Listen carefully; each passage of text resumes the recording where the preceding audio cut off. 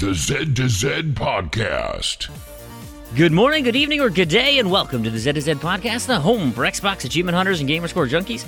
I'm your host, Brandon Fream, and thank you so much for listening. At Z to Z, we love gaming in particular, grabbing achievements and gaining gamerscore. We do news, reviews, and interviews. It's about achievements. We'll unlock it. You can find show notes for this show as well as previous shows on our website, z2z.com. This is episode 143. You can also contact us with questions and comments on Twitter at ZZZEDTOZED, or at our forums, forum.z2z.com, or email contact@z2z.com. Well, it is Proulx and I. How are you doing, Proulx? I'm doing pretty well. How are you doing? I also am doing pretty well. I had a pretty bang-up week. It was great. I'm feeling really good. Some good things happened, and there's plenty of gaming to be had. So that's super fun. And I've been listening back to some of our old episodes, and it's been great. Except when we talked a whole bunch about Telltale games and how sick of them we were, and now I feel bad. Yeah, the times have changed pretty quickly on that front, especially. They really have. It's been pretty remarkable. Cool. Well, so if you hadn't heard, this is episode 143, which I mentioned at the top of the show. And so we've got, after this one, 6 left? We're going through episode 150 will be the last one of this show, just to reiterate to everybody. It's just, that we're turning off the lights.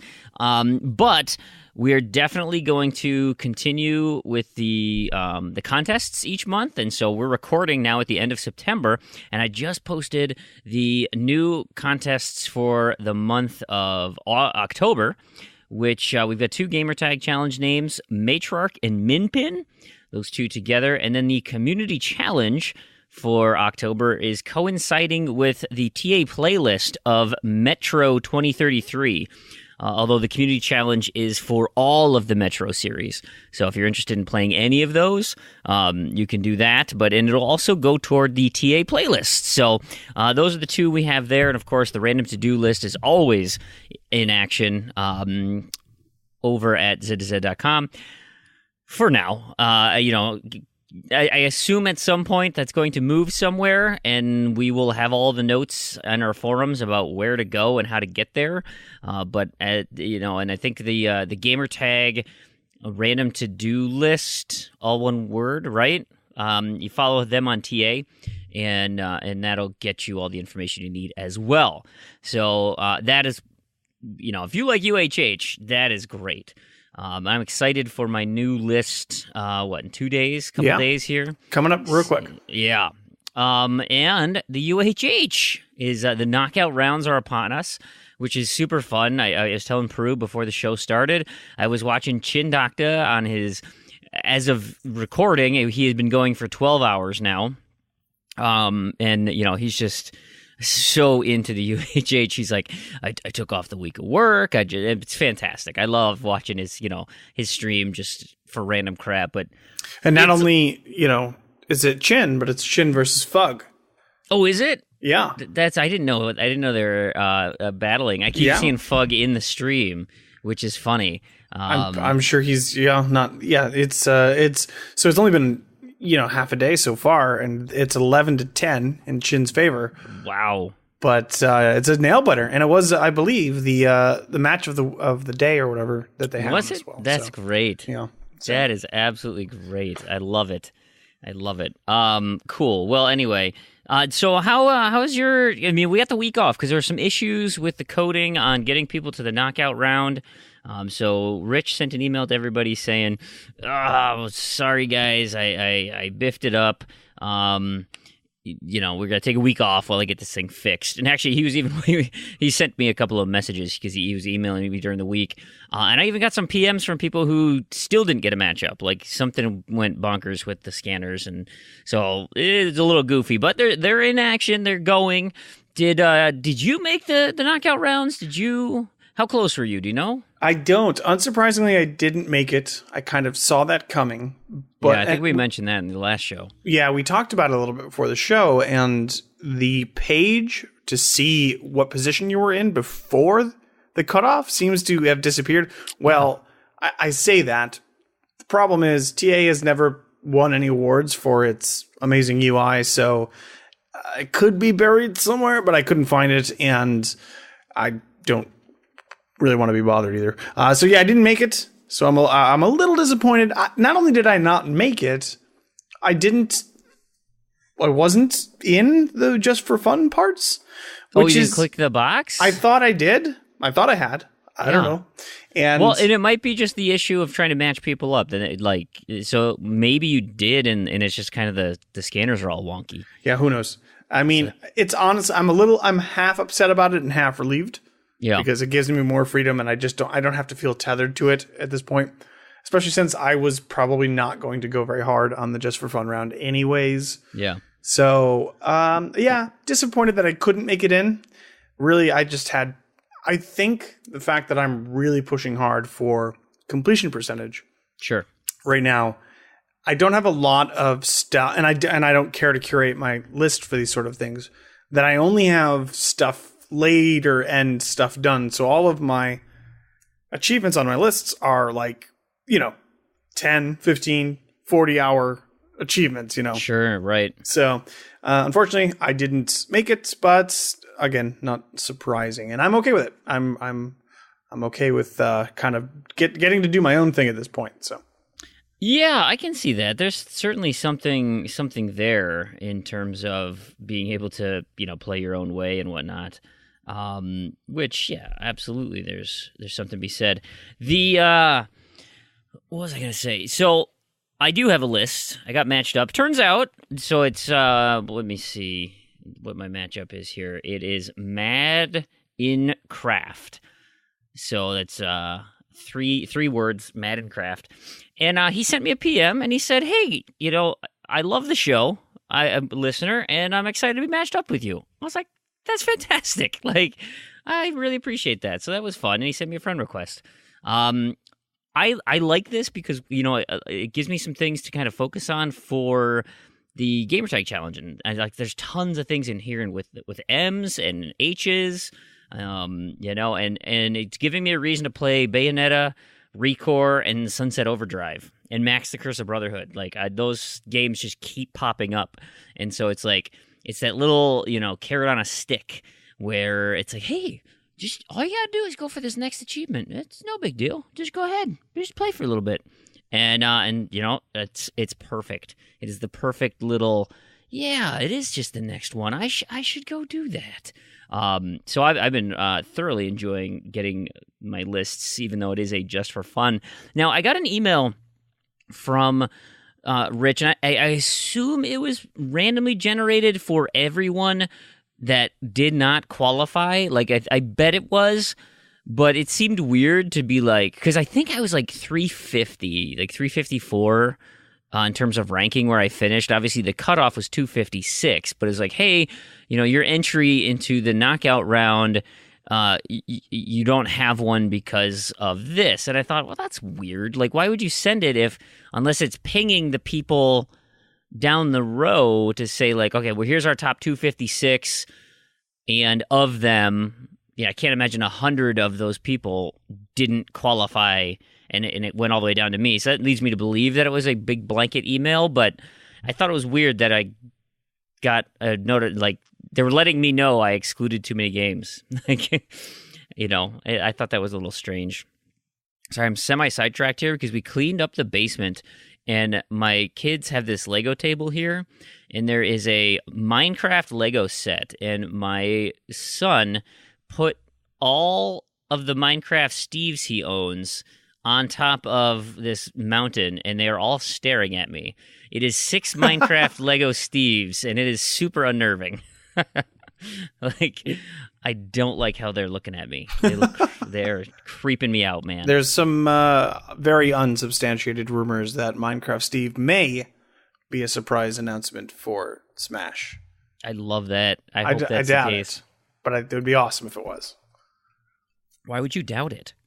I mean, I think he just so fits the idea behind. Oh no, he absolutely would be. I believe that it's possible, but I don't believe the rumors until until they're actually announced. So Okay, that's fair. That's fair. What do you think? So he'd obviously have a pickaxe. Pickaxe would be his main. Yep. His smash attack, you think? Yeah, or like a regular attack. It would be one of his.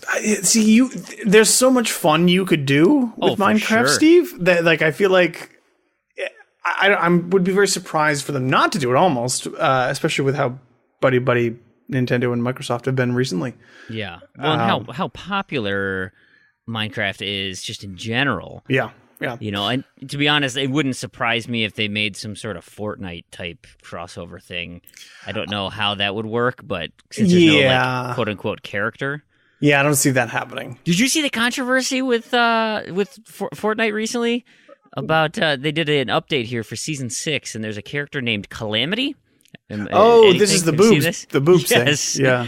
Did you watch the video? It's pretty ridiculous. Yeah. It is unbelievable. It's like a Jello mold. It was just. It feels like Dead or Alive had those physics. Yeah, absolutely. The jiggle physics. Turned up to 10. Yeah, for sure. We should talk about games. What have you been playing this last week? With no UHH to guide you, what have you been up to? Yeah, no UHH, barely any GTask because I'm still on the single side, but I kind of don't really care, honestly, that much. Yeah, a little bit. I care a little bit. I'm caring enough to like use my bonuses to stay in and stuff, but I've not been playing a ton of fun stuff. I actually just finished up Far Cry Blood Dragon. Oh yeah, which was fun. Did you play it?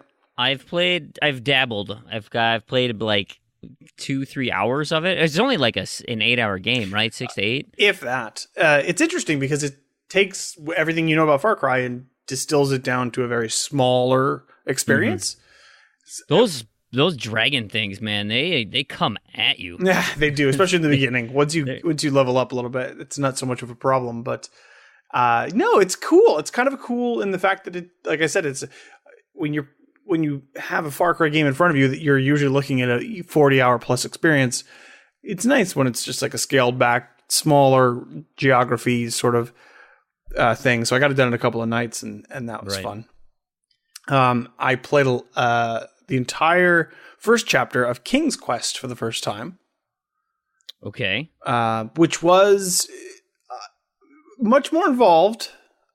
I don't know if it's classified as a point and click. I doubt it. It's not really a point and click anyways, but it's... I mean, isn't it essentially the Telltale model? It's a little more involved than that. You have a little bit more freedom.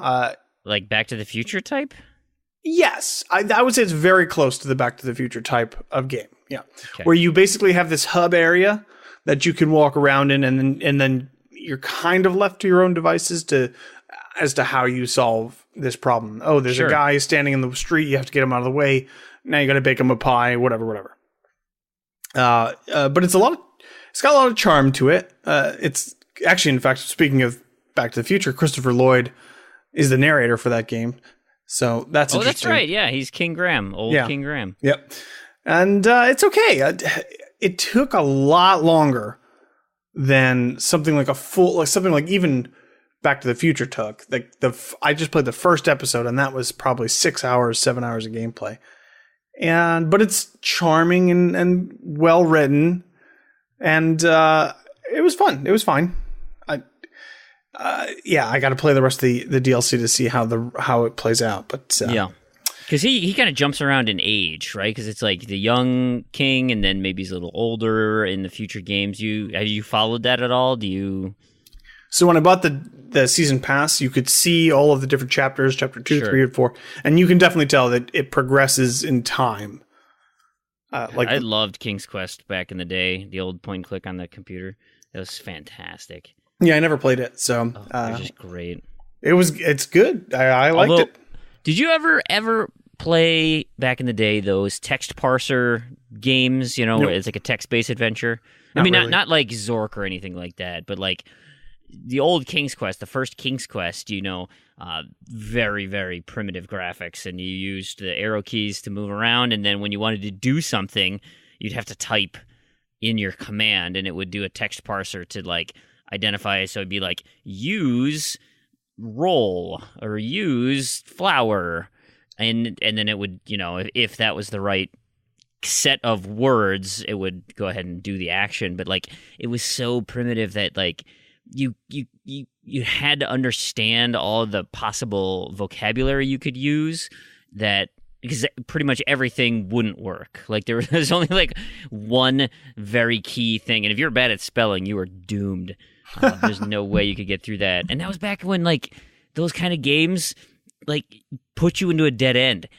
Like I just don't understand how anyone ever thought that was good game design, where you'd be like, okay, I've got this carrot that I absolutely need to feed to this goat, but if I just type eat carrot, like my character will eat the carrot and I can no longer progress in the game. Like I have consumed this critical item. Oops. Yeah. Like, I think a lot of that, it's more of it's a function of earlier technology. Just they had what they worked with, and that's kind of it, maybe. But yeah, it's good. It's actually really good. If it's not like that at all, it's much closer to the Telltale model than that. But there are some things that I could see getting frustrated with if I wasn't following a guide. Going back and forth between areas and picking up this one item. Oh, you have to, dunk a badger in this. Like something you wouldn't think of naturally. Yeah, they're just wacky. It's just, and it's a lot of the times it's plays to the humor. Yeah. But that also makes it super unpredictable. And there's no possible way that I don't know that there would be a good way to come up with those solutions, other than guides or semi-trial and error. Yeah, or just banging your head against the wall of literally walking into every area and pressing every item against everything, and that would be obnoxious, So I remembered, this is gonna make me sound like a perv, but it was a Leisure Suit Larry game, which is exactly like those old types of games. And the only reason I remember it so much is because I was just banging my head against the wall trying to figure this thing out because I couldn't get into the pool. And it's like, you need a swimsuit to get in the pool. And it's like, okay, I don't know what you want from me. Okay, well, so here's what you needed to do to get a swimsuit. I had a collection of items in my inventory, okay? You had to go in your inventory, open your sunglasses case, and then you had to use the hand icon on the sunglasses case, and you would take out the sunglasses and the cleaning cloth for the sunglasses. Then you had to take dental floss and use that on the cleaning cloth, and that gave you a Speedo that then you could wear in. And it was like so ridiculous. Yeah. It's like, how would I have ever considered doing that? But and that's why it always it sticks in my head, because it's just so ludicrous. Yeah, there are definitely some puzzles like that in this game that they're not natural conclusions. They're not built into the gameplay or even to the story structure of how you would come to this conclusion. It's just how the writer did. And those are awful. And if you don't have some sort of hint system or anything like that, that is bad gameplay design. I don't think it would be so bad if you were limited in your possibilities. Where and I don't know the game you're talking about, but let's say you had like 3 items, and one was like if you just said badger, so I'm thinking badger. It's like, let's just say we had a badger and like a shovel and something, and you're like, okay, I think the shovel kind of makes sense, but like, I don't know, should I just try the badger on that thing? And all of a sudden it like does the animation and works for some weird reason. Like, at least that is like, you weren't possessed with so many crazy ideas. But you're right, it's still kind of wonky game design. Well, one thing I do want to mention about King's Quest is there is a moment in the game when you have to blow this horn 9 times in order to get an achievement.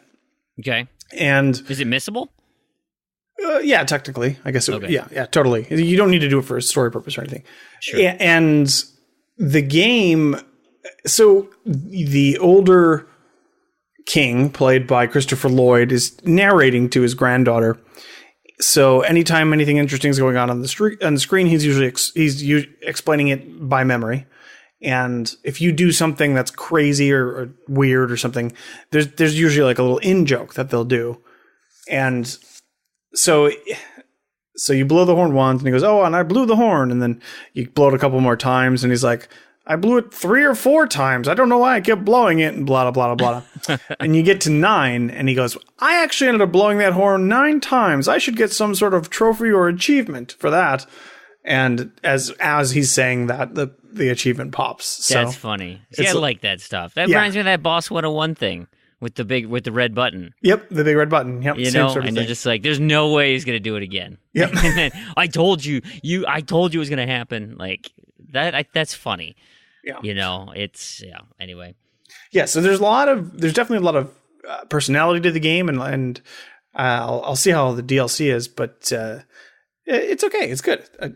There's enough there to definitely be compelling enough to continue the story. So cool. I played another Ratalaika. What? The new company that comes out with $5 games that only last an hour. What the hell? Like Super Destronaut and you know all these games now. Well, you probably haven't played any of them. Full Blast, Inksplosion. Okay. I've heard of Inksplosion. Tetris Escape. Okay. Whole bunch. These are a lot of these games are sub 1 hour games that are $5. They're all $5. Interesting. So I played this game called Jack and Jill DX, which is I don't want to call it an infinite runner. So you play levels and you move to the right. Well, you move automatically, and if you bump into a wall, you change directions and move the other direction. So all you have to do is jump. Okay. That's it. The game took me, let's see, it doesn't tell me here, but I'd probably say about 25 minutes to beat. Weird. Very quick, very simple, very easy, and $5. So fascinating. Yeah, nothing too much there. Really, that's kind of it. I played Turing Test as well. Actually, I talk a little bit about that because I thought that game was pretty interesting. Yeah, it's quite good. I played the first few puzzle areas, without a guide. I had started it, and I was like, I hear people talk pretty highly of this game, Portal-esque. Very I should give it a little look-see. And I started going through it, and I'm like, I could see getting into this, and I can't remember why. I assume it was an RTDL, why I did it and stopped, or whatever. Yeah, it's very Portal-like. It's room to room. You're being guided by an AI, a robot, but it's much more serious. It takes itself much more serious than Portal did. Right. Portal's a better game, certainly, but this one is much more interesting conceptually. Like the story is much more interesting in this game, and I enjoyed it quite a bit. I really liked the ending. Thought it was pretty great. So cool. Yeah, I'd be interested in check that out. Yeah. I told you after the show last week that I was going to go and finish and unlock cheat modes in Plague Inc., right? Okay, I totally did that. I finished the vampires, got my random to-do list achievement, and then I decided, all right, there's a few more random to-do list things here that I should go for. One of those was in Shovel Knight. Love Shovel Knight. This game is great. It so reminds me of old school Mega Man. Only he doesn't have the blaster arm. He just has that shovel. But the achievement I needed was to beat one of those bosses, the Order of No Quarter, Knight of the Order of No Quarter. One of those bosses without getting hit, the Untouched achievement. And so people are like, hey, just got to go to the first one, and you just got to practice, right? And it's eventually you can do it. Use this thing where you can phase in the background, right? It's kind of a brief few invincibility frames. And man, it took me way longer than I'd care to admit to get through this without getting hurt. Because I would go through and I'd get about 60% through, and like just some stupid piece of confetti or whatever, something happened, and I just missed it. And I was like, because then you have to stand there and just get wailed on because you can't. There's no pits. There's no way to like kill yourself. So you just have to like get hit. But every time you get hit, there's it's almost like 2 seconds of invincibility frames. And so like you just have to keep waiting. It's like, just let me die, please. But that was fun. And then I went to Lost Grimoires, Stolen Kingdom, the Artifacts Mundi game. I needed to get half of these little Kestrel things. I ended up having to play a lot more of that than I thought to get halfway through. I didn't realize that was one of those single playthrough ones, I think. Yep. Maybe it's so It's the only one I've played. I think there's 2 single playthrough ones, but yeah. So half the Kestrels, roughly half the game. Not too bad. Did you pay attention to the story at all, or do you just follow the guide? I'm super guiding it. Yep. Sometimes I will try and solve the puzzles by myself. Like if I get into a room and I just start clicking around, it's like, but then at that point it's like, I'm just wasting my time here. Like I should just, because I would so much rather play stuff like Dead Cells, which I went back to. Nice. I realized at that point, it was like, you know what? It was too late to start a new game or random to-do list thing. Because everything else is like, well, if you're going to go for this random to-do list item, you might as well beat the game because it's 2 hours. And it's like, okay, well, I don't have 2 hours. I'm just going to play, 40 minutes of Dead Cells. But I ended up getting an achievement by accident, which was kind of fun. And then it was the end of the month, Proulx. So that means had to finish the gamer tag. And it was Style Venom, and I was short an A, V, O, and a Y. Okay, so I got my trusty old O and an E. So Enigmatis 2, quick one there. Ocean Horn, which Ocean Horn is becoming increasingly difficult to get single achievements in because I have no idea what I'm doing in that game. Like, I have completely lost the story. Every time I come into the world, it's like, I have no idea what island I'm supposed to go to. I have no idea what I'm doing. There's nothing guiding me. I don't know what I've done. I don't know where I've been. I think I've done things out of order already. Like, it is so confusing. And so, I just found one quick thing I could do. There was 3 things I was going for, and I ended up getting one of them. I'm like, I'm stopping here because I need these O's for later. And at some point, I'd have to sit down and actually figure out where the hell I am in this game. I bet if I watched a walkthrough video like that could help me at least get back on track. And then Yasai Ninja. I am dangerously close to finishing that thing. I'm running out of Ys to do. I'm going to have to move over to Ukulele, I think. So Yasai Ninja and Valley, which I talked about Valley before. That one's almost done too. I'm all these monthly letters I always go for. I'm dwindling my supply of these letters. So then I decided, all right, well, I have an A. That's the only thing I have left. And there's a game that I said I was going to complete, and I should. And it is The Adventures of Pip. Have you played The Adventures of Pip before? I have not. Okay, so it is a 2D platformer. Actually, it reminds me a lot of Bard's Gold in terms of the artistic style. It's the graphics are a little nicer, but it kind of reminds me of that type of 2D action. But it is a character who is effectively a single pixel or a pip, and he lives in a world where there's these blue enemies that if you hop on them, your 1 pixel guy turns into an 8-bit guy. And so he's faster. He can wall climb, jump off of walls and stuff. And he's got a fist he can punch a little bit. But that's about it. He's still kind of little. He's certainly bigger than 1 pip, but that's his little upgrade. And then if you jump on a blue guy again in that form, well, then you turn into a 16-bit guy with a sword, and you're strong, but you're slow as hell. And you can't climb, and you sink all the time. And so it's they just come up with clever, puzzles that you have to go through where you can change between these graphic styles and get your way through the world. And there's some fun humor in there every now and again. That's interesting. And so if you follow a guide, then so I follow a written guide. The TA walkthrough, it just tells you, because every level, there are 8 levels per world. There's 5 worlds, 6 worlds. And in each 8 level, there are 3 villagers that you need to save. And the levels are super short. They're maybe 4 to 8 minute levels. So pretty quick. But you have to find these guys, and some of them are hidden pretty well, and some you have to take alternate routes and things. But they're pretty straightforward. So I like the written guide because then it's okay, then I know kind of what to look for, and it'll say, hey, when you get to this point, you're gonna want to look for this guy hiding here. So it's kind of more of a spoiler-free type of walkthrough. And so I get to solve the platforming puzzles and try and figure things out on my own, which is nice. I do appreciate that. So anyway, I'm almost done with that. I've just finished the lava world, and now I'm on the final level, and which is this nasty queen's world, and so then that'll be done.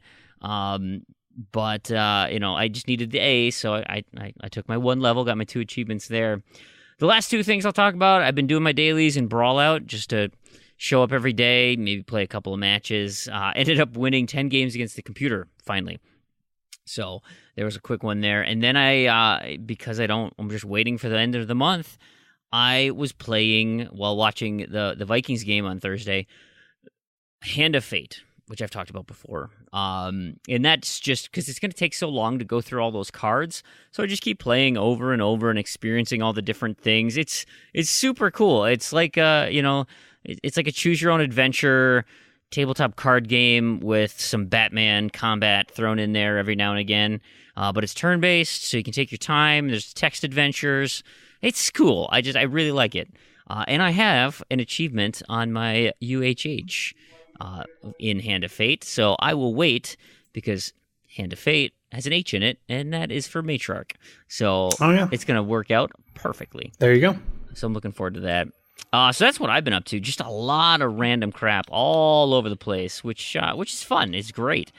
I am excited for Random To Do list next month. Yes. Because, UHH pretty much stole all the energy and thunder from that for this month for me. Completely. I think I got one. But since I'm not competing in anything next month, I think I'm going to hit it pretty hard, I hope. So that'll be fun. I'm excited. Cool.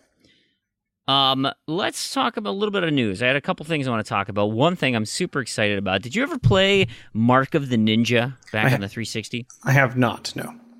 Do you own it? I don't. How do you not own it? I mean, how? Because it's been on sale like forever, and it's a super good game. Anyway, yeah, you should go and buy it right now, because I hear it's on sale, or it's inexpensive. Maybe it's not the case now, but they're doing a Mark of the Ninja remastered for the Xbox One. But here's the kicker. So when it comes out it's on October 9th, so that's right around the corner here. For $20 is what it's going to cost you on the Xbox One. But if you own the base game, you can pick on the 360. You can get the remaster for $5. And they say if you own the base game and the DLC, you get the Xbox One version for free. That is nice. Maybe I will pick it up then. Yeah. I'm pretty sure I have the DLC. I feel like that was the special edition thing, so I think I'm covered. I think I get it for free, which I can't wait, because this was one of those games that always bummed me out. It was not backwards compatible. And I mean, it's still going to kind of bum me out, because I have progress on the 360, and I don't want to fire up my 360 to do it, but maybe at that point, I might be able to. Like, they'll release it on backwards compatibility? I don't know. I feel like this is in lieu of doing a backwards compatible sort of thing. I kind of get that feeling, too. But especially with the credit they're giving people that already own it, yeah, I imagine that means it's not complete on the new version. I mean, it's like if you already own it and you really want to play it on your one, hey, here's a brand new free version. It makes sense that I would not expect it to go backwards compatible after this. I kind of feel like that too. Yeah. So I put this in here because I have a dilemma, Proulx. Tell me. Okay, so back in the day, I was touting how excited I was about Games Pass. I think it's so great. And I still think it's a fantastic option for people who just get consoles. They want a big library right on the front end. I think it's great. I think it's super great. So I've been starting to do the math, and Microsoft this last week just had a big sale where their Microsoft titles were on pretty good discounts. And they also coincide with the release of the new State of Decay 2 DLC, the Horde mode thing.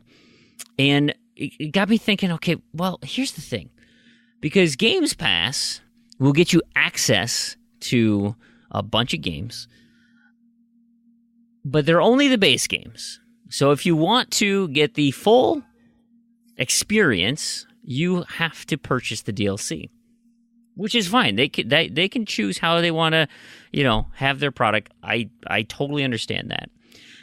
But that's put me into this strange position now of trying to rationalize my purchasing decisions, because if I think back of when I first got this in March, to play Sea of Thieves, I played a bunch of Sea of Thieves, and I wasn't going to buy that right away.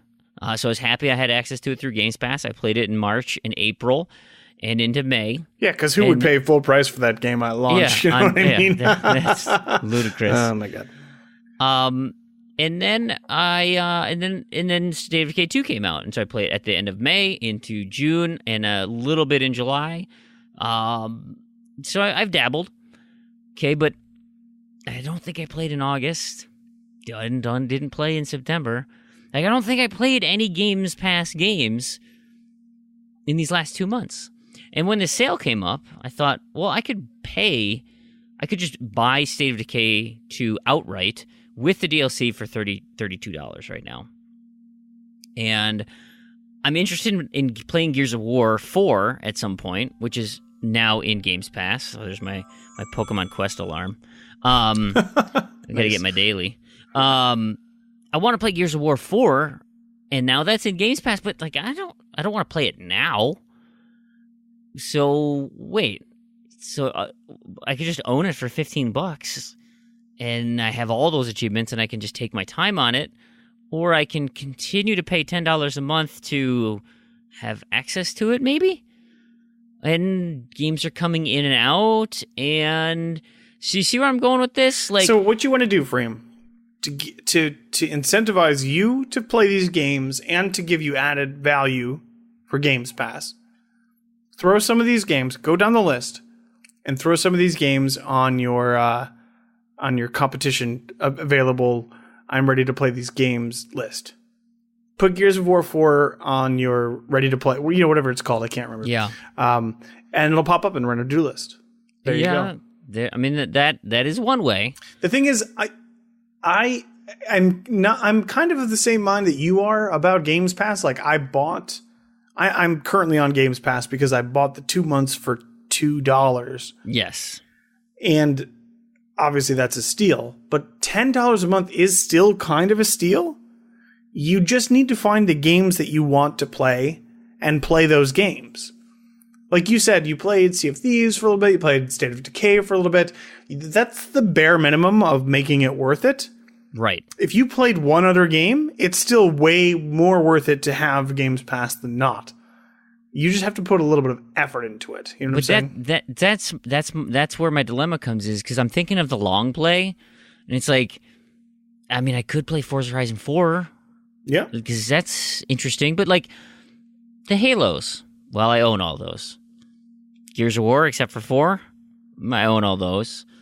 Would they just put the Division in there? Own it. Skyrim, yeah, own it. Fallout 4, yeah. Oh, that's right, yeah. Mm-hmm. I own most of the games that are in Games Pass already. And so, there's a few maybe that are in there, but then I'm not making it a priority to play. And so in my head, I'm thinking, okay, so as of now, I've paid, $60 for the service. And effectively, I've done it for 2 games, Sea of Thieves and State of Decay 2. Except I don't have access to the DLC. And, Sea of Thieves was okay. I'm semi-interested in going back for the cursed Forgotten Shores with the lava world now. I saw a couple streams of it. It looked interesting. But what's the next game that I really want to play that's coming out in Games Pass? What's the next Microsoft game? Is Crackdown 3? No, I'm not really interested in that. Everybody's interested in Crackdown 3. That's why it keeps getting delayed. Well, let's just even say I am. That's February. Okay, that puts me at $110 into the program. But okay, well then you keep going. What's after that?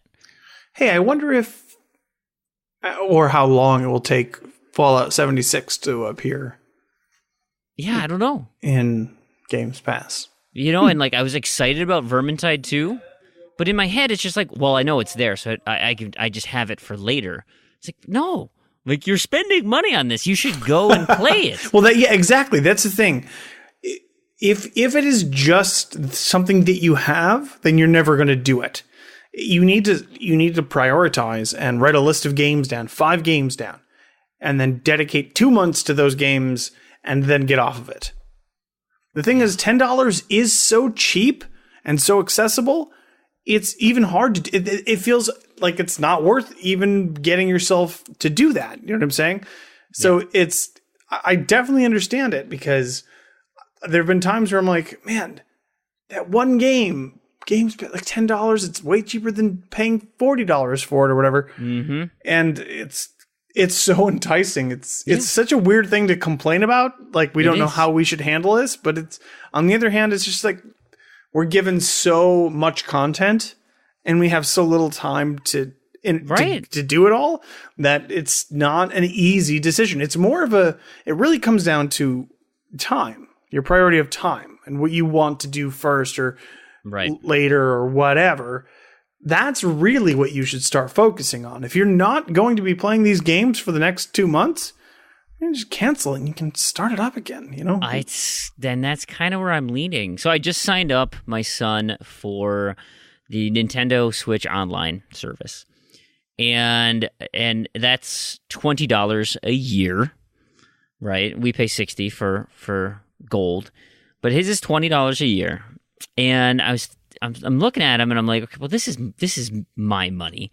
Like, maybe I can find a way to make him do more chores or something, but I'm not asking him to pay $20 a year when he can't even buy games by himself. Like, for as long as it takes him to save up $20, like, I'll just give it to him as a gift. I'm not hurting for cash that bad. So, well, then I started thinking, I'm like, okay, well, hold on. You can buy it. It's $4 a month.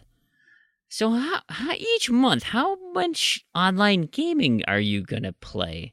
And it's like, because he has Splatoon 2, so that game won't work right now. He can play some of the single-player stuff, but that won't work.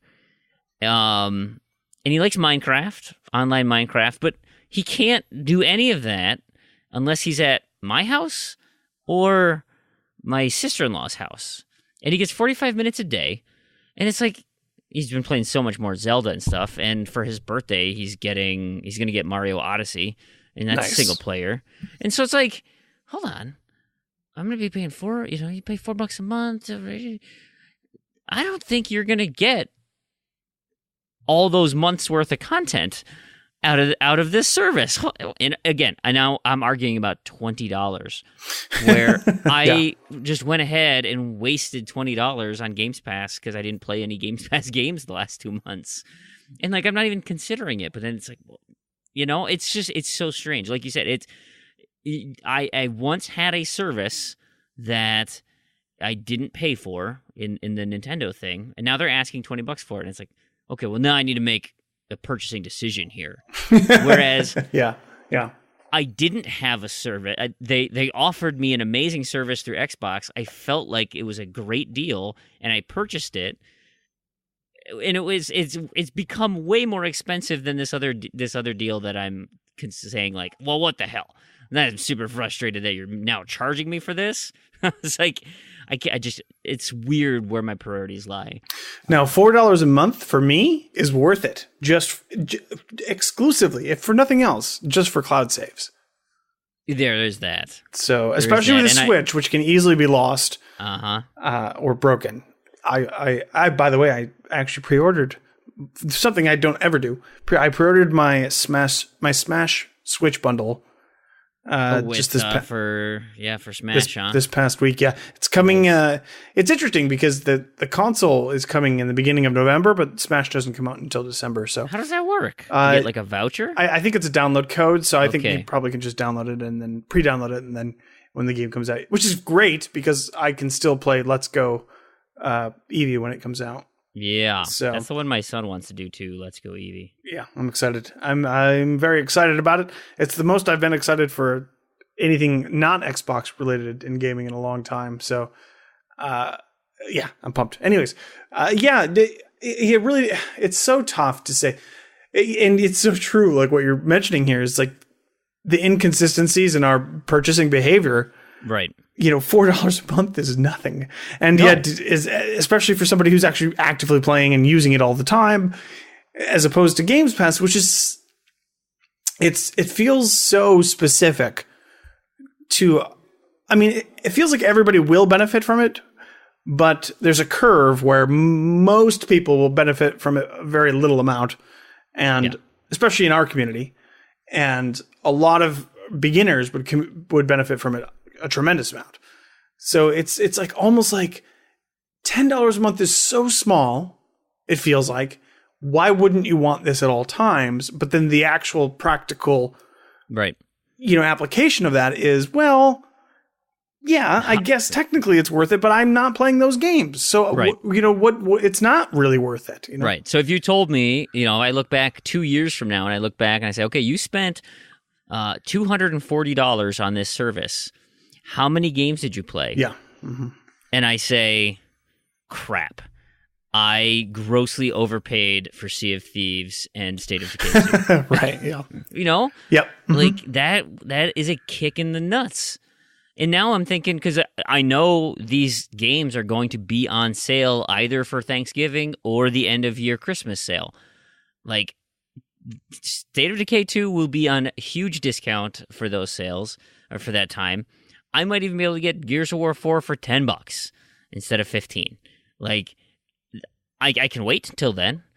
And so, like, I'm part of me saying, you should get rid of your Games Pass, because you know what? They really want to lock you in, and maybe they'll offer you a comeback bonus of, like, 2 months for $2, or, whatever, same kind of deal you have, to say, hey, resubscribe, and we'll give you, an extra month free or something. And then maybe I can kick it back up again when Halo 6 comes out, Halo Infinite comes out, or I don't even know. Something I'm excited about, but I don't want to own full price. Because it was fun to play those games day one and not have to pay day one prices. Yeah. Yeah. I liked being part of the conversation for new games and not pay new game prices. It almost is like a premium demo. You know what I mean? You actually have access to the whole game, but you have to have this active subscription. From Microsoft's standpoint, it makes a lot of sense, because there's a lot of people that will sign up and then just forget they signed up. And oh, absolutely. And so that, that's where they're coming from. But from our perspective, yeah, if you're not actively playing, and we have such big backlogs already. Oh, they're obscene. That it's just stupid to add an extra 60 games to your backlog that you're not going to play anyway. Right. So, yeah, it really does come down to, are you actually going to play the games? Get Games Pass for a month or 2 or 3 and just play Games Pass games. Yeah. Then the value is out of this world. Like, it's incredible. But if you... What? There was for Metroidvania month when Dandara was in, and I think it's out now. I think it went in for 2 months and is now out. And it's like, oh, I was really excited about that game. Well, now it's gone. Okay, that sucked. I missed my window there, because, like you said, you take it for granted that, oh yeah, that'll be there for me. Great, I don't have to worry about it. Nah, it's totally going to be there for me later. And now it's not. And if Games Pass was more like dynamic like that, where 50% of the titles were just coming and going, then it would be a service that everybody could jump in on, where it would be worth it even for us, because, well, there's going to be 20 new titles next month or whatever. Right now, it's a little too static, where it's, okay, there's 5 or 6 games that come in and then 7 or 8 games that go out. It's not enough change to subscribe to, essentially. You know what I'm saying? Yeah. So I don't know. I do think it's a great value for some people, but honestly, I would, at the beginning, I was going to say just keep Games Pass because it was so cheap. But since we've been talking about it, now I'm like, nah, Just get rid of it until you need it again. Till you need it, right? Till a new game comes out, a game that's launching on Games Pass. Yeah. Hey, we talked about Telltale Games at the beginning of the show. We should do a quick little update here because there's a lot of stuff going on. This story is really got some legs.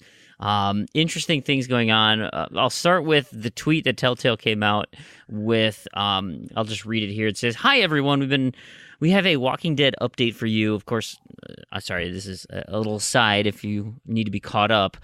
Telltale Games, obviously, they're shutting their doors. They're done, and they were not going to be able to finish the final season of The Walking Dead. They were only going to be able to get 2 episodes out before they filed for bankruptcy. So this is a tweet in response.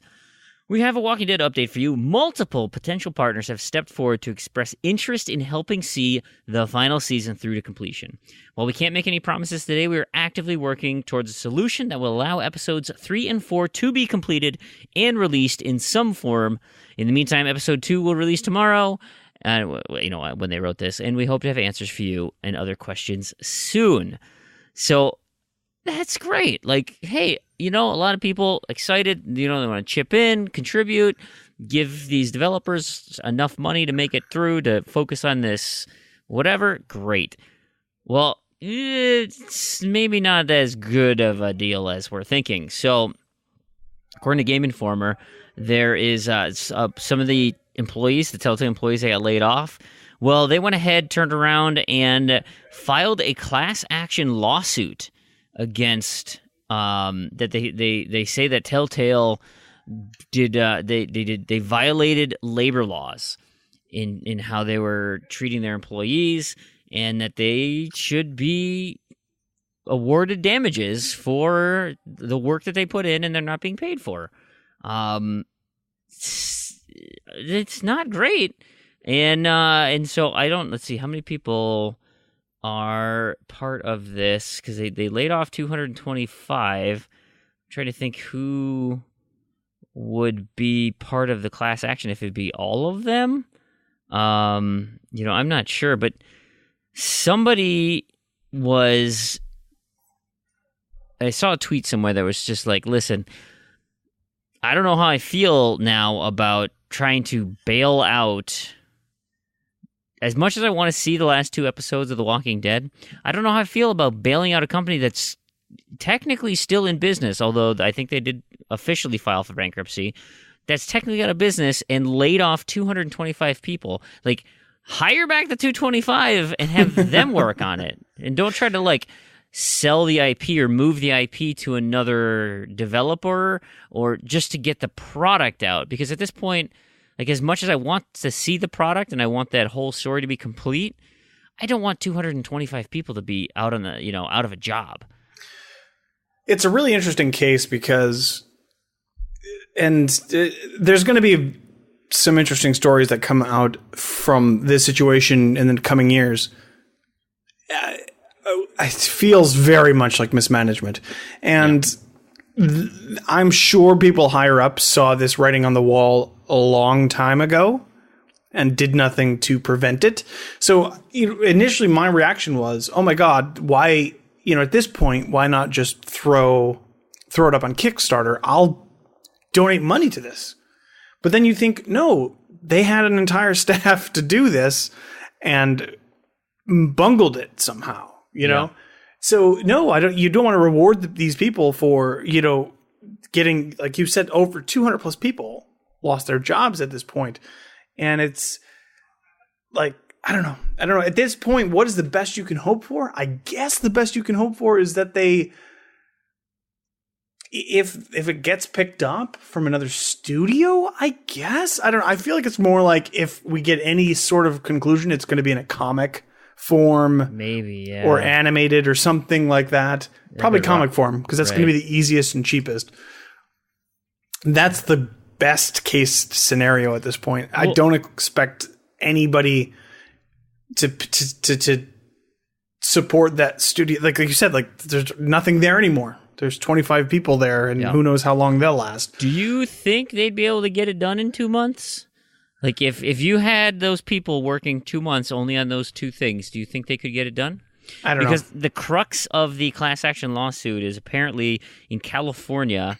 There's a law, the WARN, the Worker Adjustment and Retraining Notification Act, WARN, is that if you have, in California, if you have 75 or more employees, you have to give them a 60-day notice of mass layoffs or closures. So the fact that, this feels like it came out of the blue, and that, like you said, the higher-ups knew this was coming.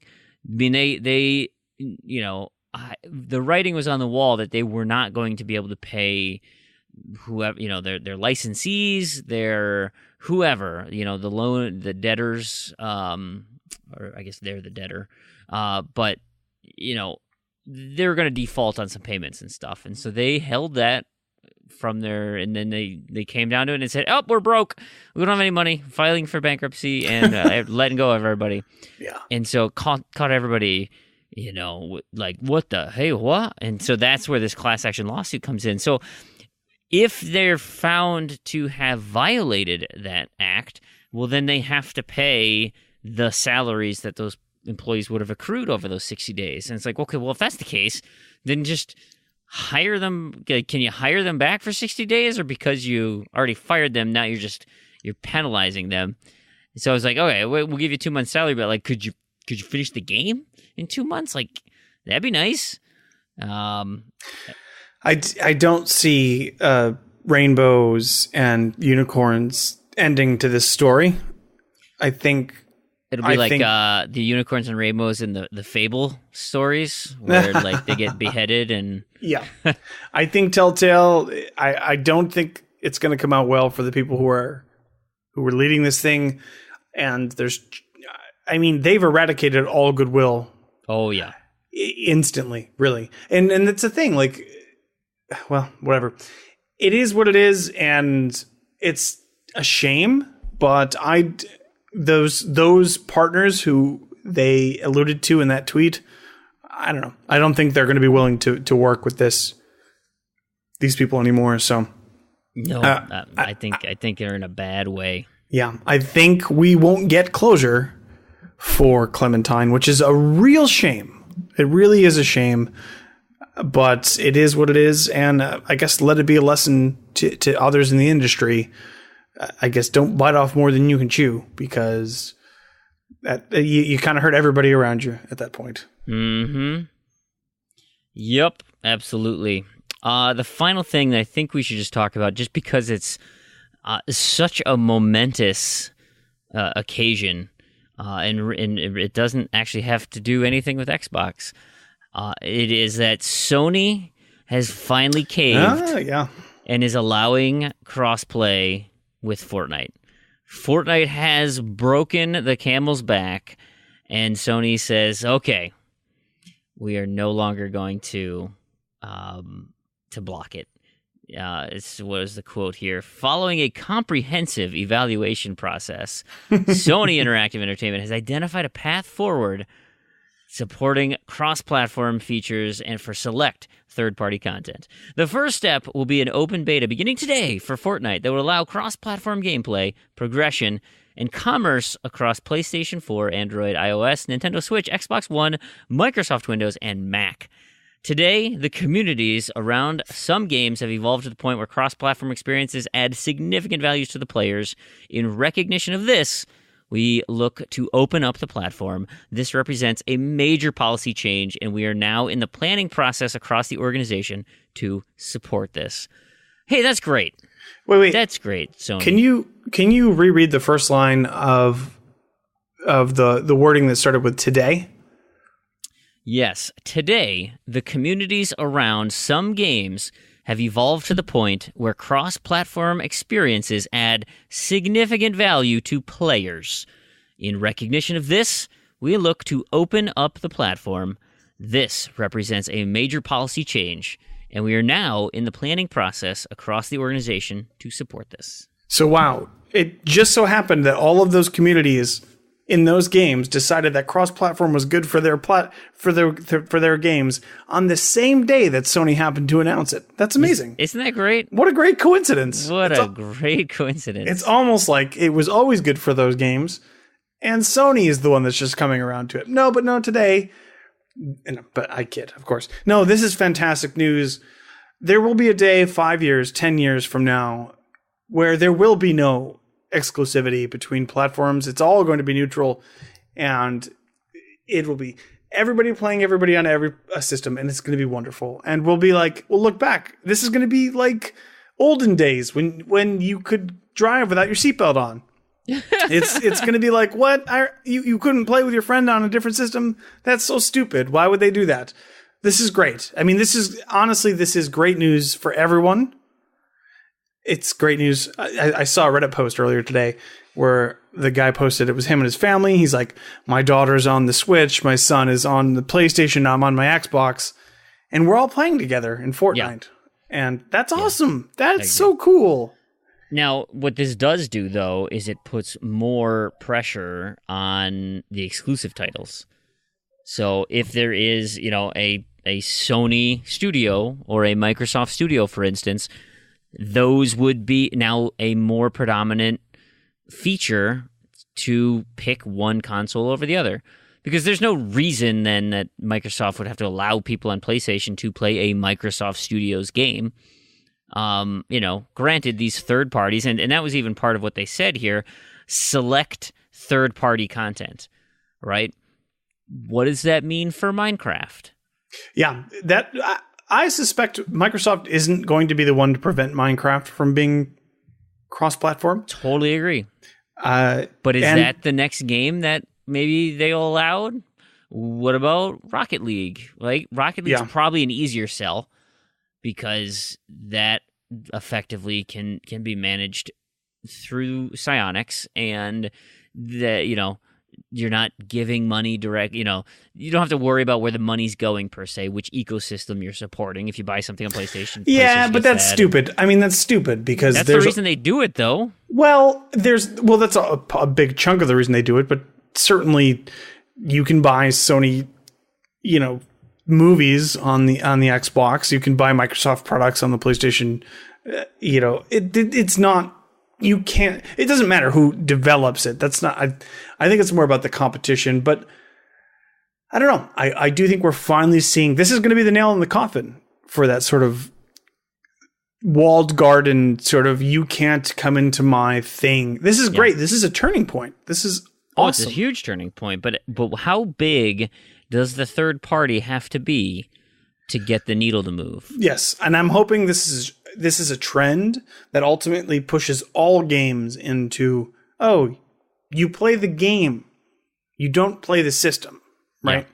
No, I would like that. And to be honest, like, because I see somebody like Activision saying, hey, listen, we make a lot of money on Call of Duty multiplayer. We would love to have everybody play together. Have the most giant, collection of players. I don't care what system they're on, but because Sony, you have the marketing rights, you get the content early, and that ends up fragmenting players because obviously then the Sony players can't play with the Xbox players because they don't have the DLC for a month or whatever. But I think games like that, of that size, could definitely move the needle, like Fortnite here, and say, or like Madden, right?